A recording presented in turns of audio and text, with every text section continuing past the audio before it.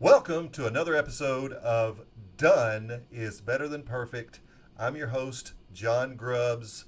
Welcome to the show.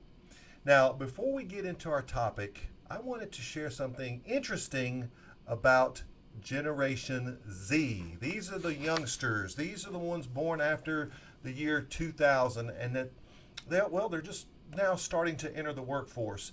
But data is already being collected, and I wanted to share something really interesting with you before we get into our fantastic topic today. So, Generation Z makes up 61 million individuals in the US and are expected to make up 30% of the workforce in the next 10 years. 30%. 61 million. That's even bigger than us Generation Xers. Now, nearly one quarter, 24% of Gen Z thinks they will make $60,000 a year in their first jobs after school. And Gen Z has a deep understanding of how technology can transform the way we live. 91% say technology would influence their job choice among choices. You better get your technology on. Generation Zs, they worry about having the right soft skills and experience for the workforce.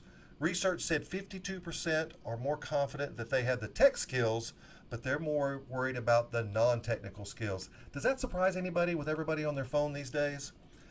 Gen Z understands that the workplace is changing because of technology, and 59% don't think their current job will exist in the next 20 years. Wow, that's almost 2 out of 3 don't think their current job will exist in the next 20 years. And unlike their millennial predecessors, Generation Z is motivated by financial incentives.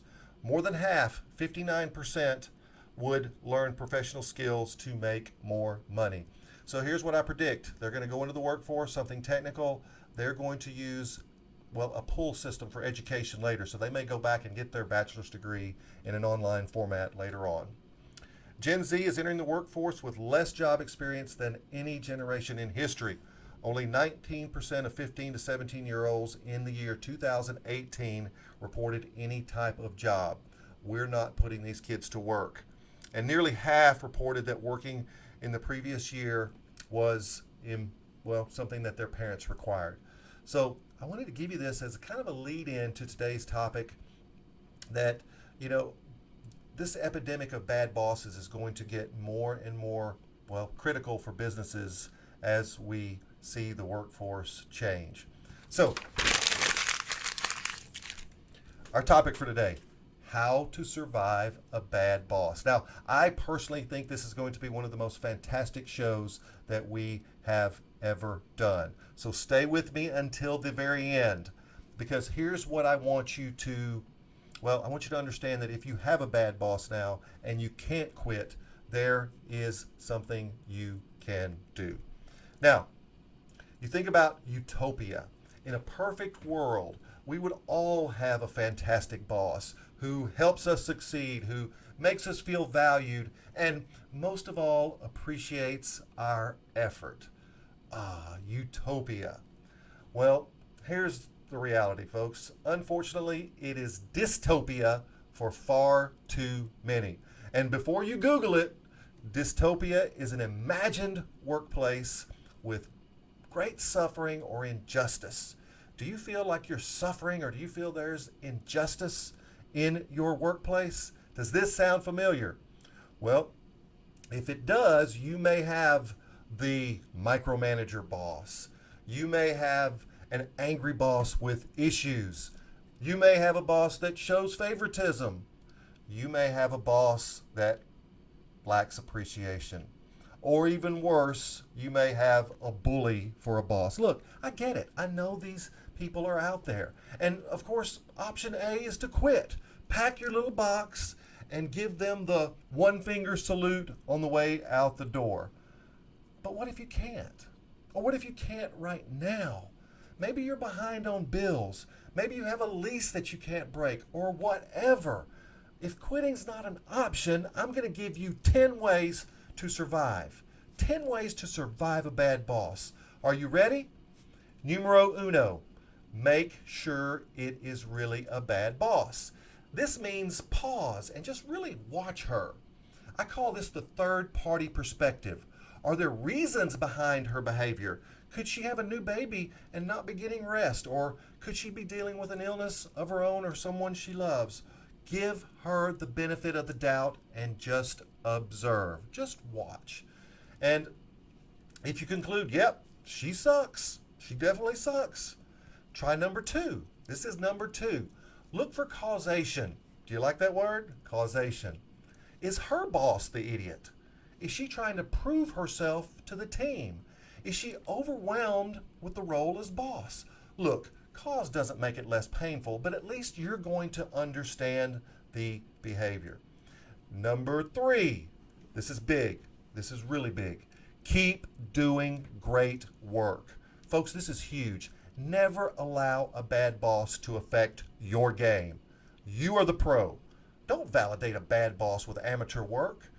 You may need to get your butt fired if you will allow them to make you drop your performance. Don't let them fire you on her terms. You be the one that's in control. So keep doing great work.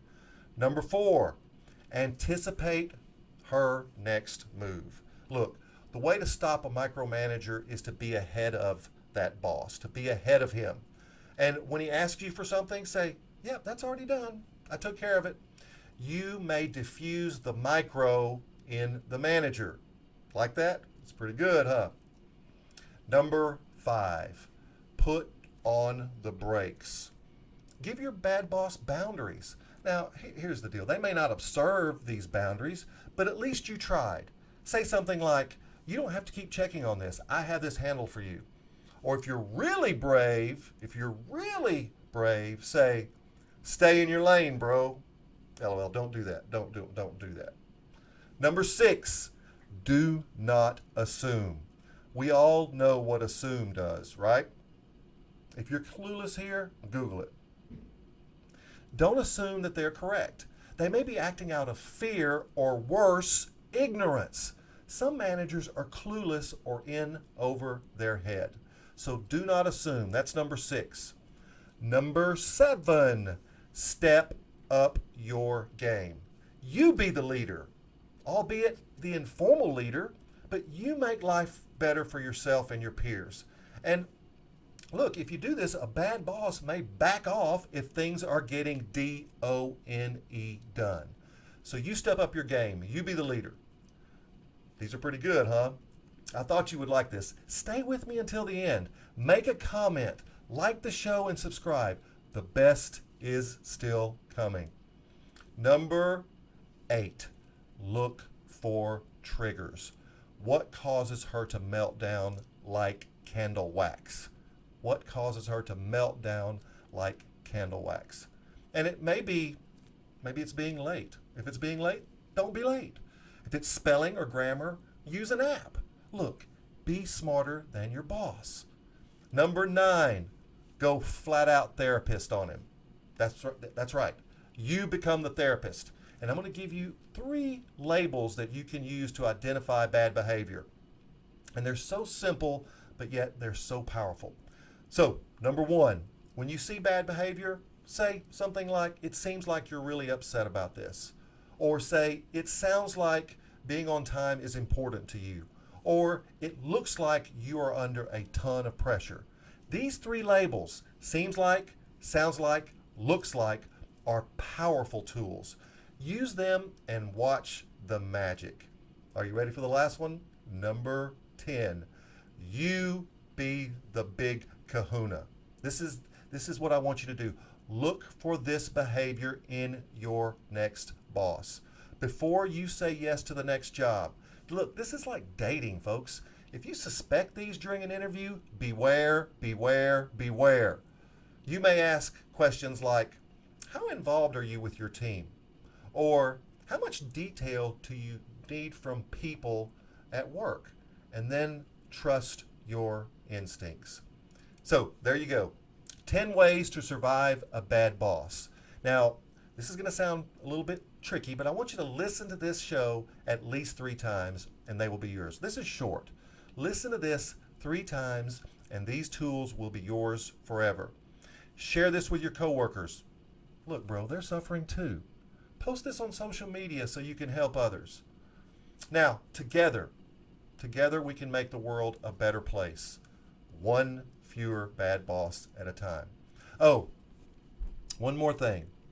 If you are on your last straw with your boss, if you've had it and you're ready to quit, share this with your bad boss. Post this link, send them an email. Pony up, cowboy. Always remember that done is better than perfect. I'll see you next time.